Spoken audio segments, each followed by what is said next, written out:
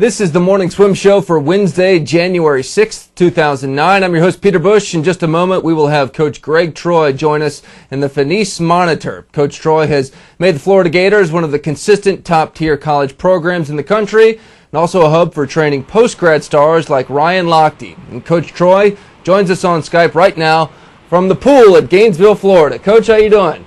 Real good. Nice to see you, Peter. Talk to you, Peter. Well, Coach, you're in Christmas break right now, a notorious time for long yardage training, and you are a coach well known for long yardage training. So I got to ask, is this just like Hell Week for your swimmers? No, we don't approach it that way. We feel it's a little more important that you stay on top of it on a longer term basis. So our volume isn't dramatically different over Christmas than what it is any time during the year. Really? So, do you? Like I said earlier, you're a coach who's kind of has the reputation of a long yardage guy. Is that something you're proud of? Is that something that you think, hey, some people have a different philosophy, but I'm sticking with this? I don't think it's so much a long yardage guy. I think we've got to do what it takes for you to improve. And that's going to be different things for different people. And if it's someone that requires real high volume, and there's some people very much that way, then we'll do it. If it's ones that are in a little bit lower mode, we've got some that do that too. So it's a little more what the individual needs. When you're recruiting, do you look for kids that you think would fit into your program? Do you automatically exclude some swimmers that might be really, really fast, but you just don't think would fit into your training philosophies? We certainly want people who feel like it's a good fit and they can handle what we do and the way we go about it. I think it's a little more the athlete's choice. We just try to present what we do, and at that point they have to decide whether it fits what they need. Well, one that chose you, who's obviously a high-level recruit and a big friend of our show, Elizabeth Beisel. Tell me about landing that big fish. Pretty dynamic personality. She's one of those kind of people you want to be around, from a great program. She does some tremendous training with Chuck Batchelor. He's done a great job with her. And we are a little bit similar philosophically in the way we go about it. I don't know that it's high volume as much. She really goes singles, but it's a good single that she goes. We might actually do a little more swimming than what they over the course of the week, but maybe not quite as much in the single sections what she does. Hey, Coach, for a lot of people who may not follow sports outside of aquatic sports, there's a really well-known football coach at your school, Urban Meyer, who's won national championships there, who just took a leave of absence because he said, the stress of college coaching was getting to him and had caused some health scares. Have you ever had experience with that, with the stress of all the travel and the recruiting that you have to do causing you health scares?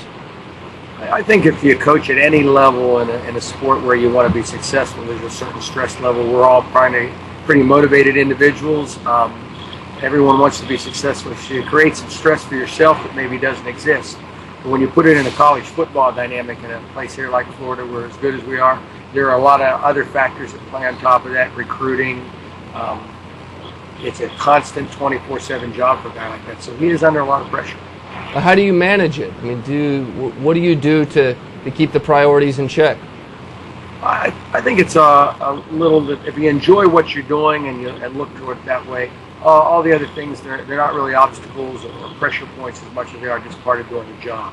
So if you don't let it get to you and you have some outside interests, you keep focused on your family and things like that are real important, then I think you step forward and it's not that big of a deal. How's the team looking right now? You've got some returning national championships, Gemma, Spofforth, Shaune, Fraser. You got a really solid team this year. What do you think of your chances in March?